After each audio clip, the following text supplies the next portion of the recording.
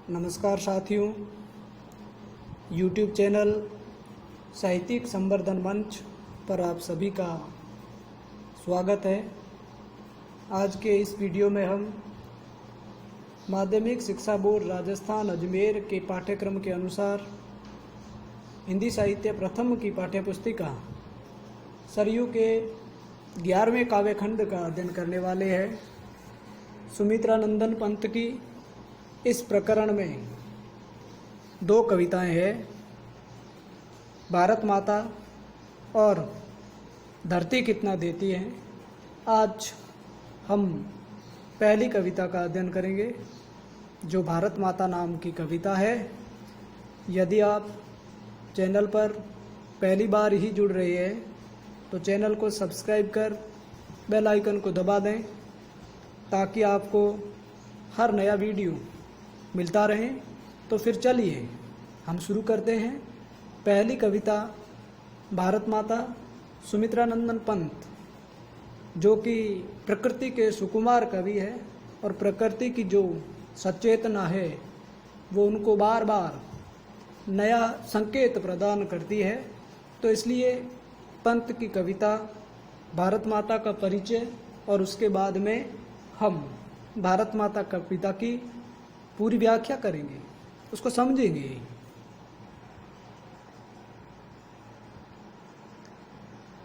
देखिए, भारत माता कविता जो है इसमें है, इस अध्याय में कवि पंत की 2 कविताओं को लिया गया है। प्रथम कविता भारत माता ग्राम्य नामक कविता संग्रह से ली गई है। ग्राम्य है इनकी रचना और ये 1940 यानी कि 1940 में आती है और प्रगतिवाद के आधार पर लिखी गई कविता है और भारत माता उसी से ली गई है। इसमें स्वतंत्रता से पूर्व के ग्रामीण जीवन का यथार्थ चित्रण है। भारत आज़ाद हुआ उससे पहले भारत के ग्रामीणों की पृष्ठभूमि किस प्रकार की रही है, इन सारी चीज़ों को इस कविता के केंद्र में रखा गया है। ग्रामीण जीवन दरिद्रता के अभिशाप से ग्रस्त है, किस प्रकार से गरीबी उनका सब कुछ समेट लेती है। कवि ने प्रतीक रूप में भारत माता को ग्रामवासिनी बताकर भारत की दुर्दशा का वर्णन किया है। प्रतीकात्मक शैली में भारत को ग्रामवासिनी बताया गया है, भारत माता को ग्रामवासिनी बताया गया है। परंतु कवि निराश न होकर आशा से भरपूर है, यानी कि यह कविता भी आशावादिता का संदेश दे रही है। चलिए, यह कविता का सामान्य परिचय हमने कर लिया। अब हम इस कविता के मूल संदेश को देखेंगे जो कि इस कविता की व्याख्या से स्पष्ट होगा।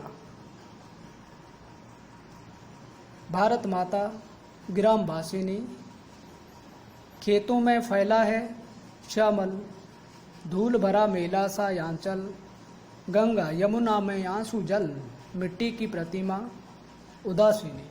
देखिए, भारत जब दूसरों के गुलाम या हमारा मुल्क परतंत्रता की बेड़ियों में जकड़ा हुआ था, उस संदर्भ में पंत बताते हैं कि भारत माता ग्रामवासिनी, भारत माता या भारत माता की आत्मा गांवों में वास करती है, गांवों में बसती है, खेतों में फैला है श्यामल धूल भरा मेला सा यांचल, और पूरे खेत जो है, खेत खलियान है, वहाँ पर काली माँ फैली गई है और जो उनका अंचल है वो धूल से सना हुआ है या दरिद्रता से आप्लावित है।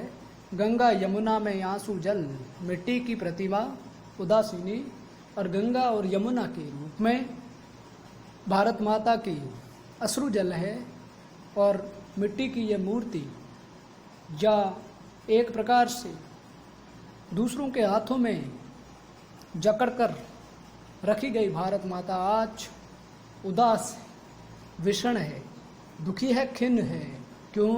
क्योंकि उस समय विदेशी ताकतें भारत पर, भारतीयों पर शासन कर रहे थे। इसमें आगे देखिए, दैन्य जड़ित अपलक नत चितवन, अधरों में चिर नीरव रोदन, युग युग के तम से विषण मन, वह अपने घर में प्रवासी ने। बहुत मार्मिक संदेश कि दैन्य जड़ित अपलक नत चितवन। अपलक का अर्थ होता है पलक को झपकाए बिना, जिसको हम अनिमेष या निर्निमेष भी कहते हैं। और भारत माता दीनता से या दीनता से आबद्ध और बिना पलक झपकाए नत यानी कि झुकी हुई देख रही है। अधरों में चिर नीरव रोदन, और उनके होठों में एक रुदन है, एक करुणा है, पीड़ा है। क्योंकि उस समय भारतीयों की पीड़ा जो है वो भारतीयों के पीड़ा का ही बयानगी भारत माता के माध्यम से या प्रतीक रूप में पंत कर रही है। युग युग के तम से विषण मन, वह अपने घर में प्रवासिनी। और कई युगों तक, कई सालों तक भारत पर विदेशी आक्रांताओं ने अपने पदाघात से भारत माता को कुचला, और इसलिए भारत माता का जो मन दुखी है, विषण है, या विषण का अर्थ दुखी होता है, और वह अपने घर में प्रवासिनी, और इसलिए वो अपने इस घर में भी प्रवासिनी लग रही है। या भारतीयों से ले सकते हैं, भारतीय आमजन से ले सकते हैं, भारतीय किसानों से ले सकते हैं कि वो इस देश के होने के बावजूद भी दुखी है, परेशान है कि उनको अच्छा शासन नहीं मिल पा रहा है। अब आप आगे देखिए, 30 कोटि संतान नग्न तन, अर्धक्षुधित शोषित निरस्त्र जन, मूढ़ असभ्य अशिक्षित निर्धन।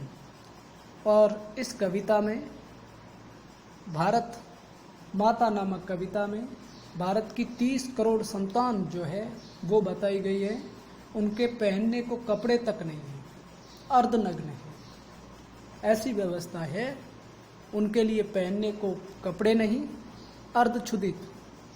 आधे लोग जब भूख से परेशान है, शोषित, जिनका शोषण किया जा रहा है तत्कालीन व्यवस्था, उन सबका शोषण कर रही है।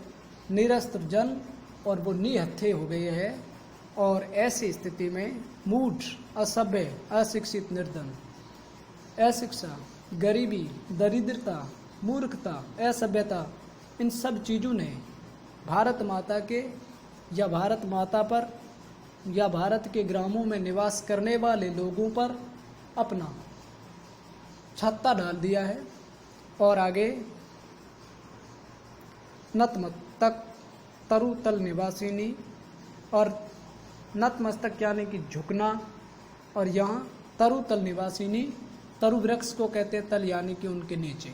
और ऐसी स्थिति में गरीबी से लोग पेड़ों के नीचे रहते हैं, यानी कि उनके रहने के लिए आवास नहीं है, खाने के लिए भोजन नहीं है, पहनने के लिए कपड़े नहीं है। कहने का आशय है कि ये जो कविता लगभग 1940 के आसपास आई, उस समय भारत के नागरिकों के लिए उनकी जो मूलभूत आवश्यकता है, जिसमें भोजन, कपड़ा, आवास, सरीखी कई सारी जो व्यवस्थाएं जिनकी हम शासन से अपेक्षा करते हैं, वंचित है ये लोग। स्वर्ण शस्य पर पद दलित लुंठित, धरती सा सहिष्णु मन कुंठित, क्रंदन कंपित अदर मौन स्मित, राहु ग्रसित सर्देन्दु हासिनी। अब देखिए, ये सोने जैसी धान को पैदा करने वाली भारत माता पर पद दल, दूसरों के पैरों के तले लुंठित यानी कि लुढ़क रही है।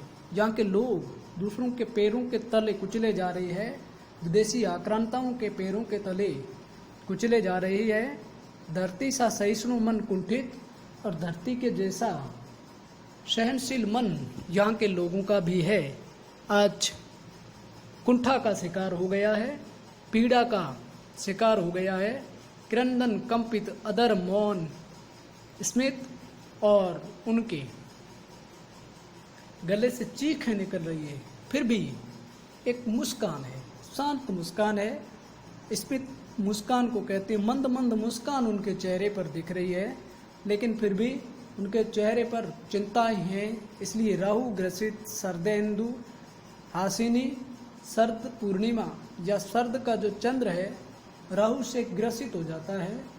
इसी तरह यहाँ के लोग भी विदेशी शासन से ग्रसित है।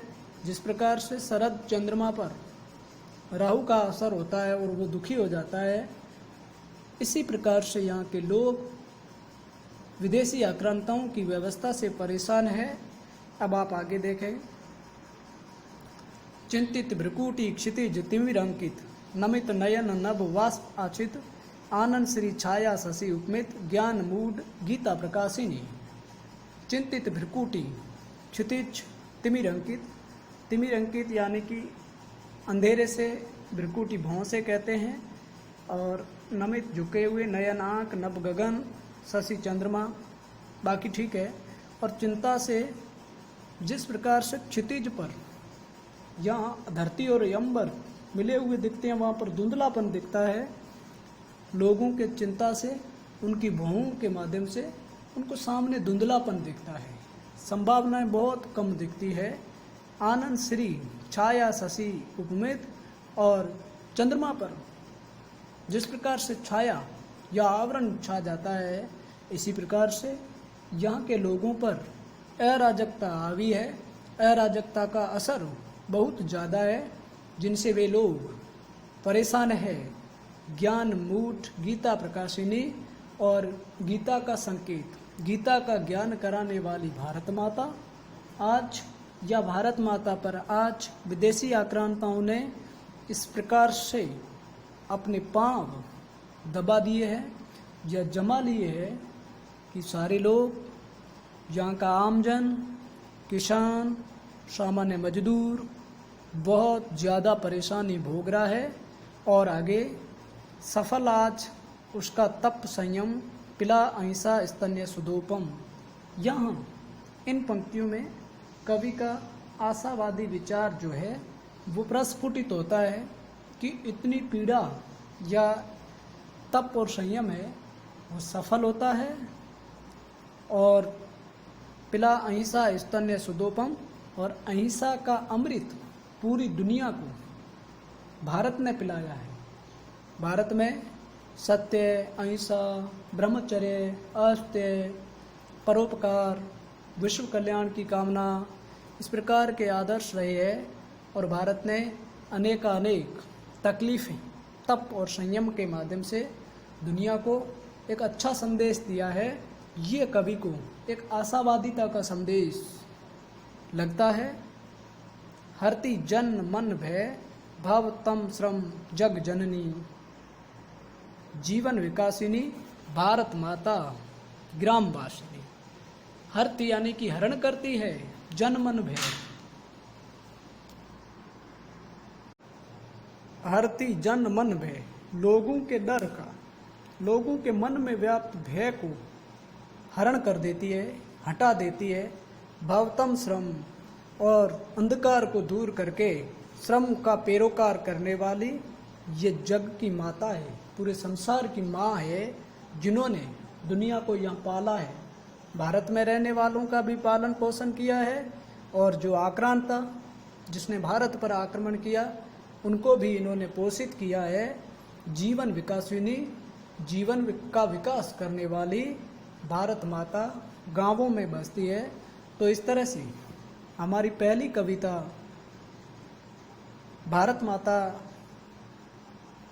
यहीं तक थी, जिनकी हमने चर्चा की। एक छोटी सी कविता, लेकिन एक अच्छा संदेश, जो प्रगतिवादी कविता है।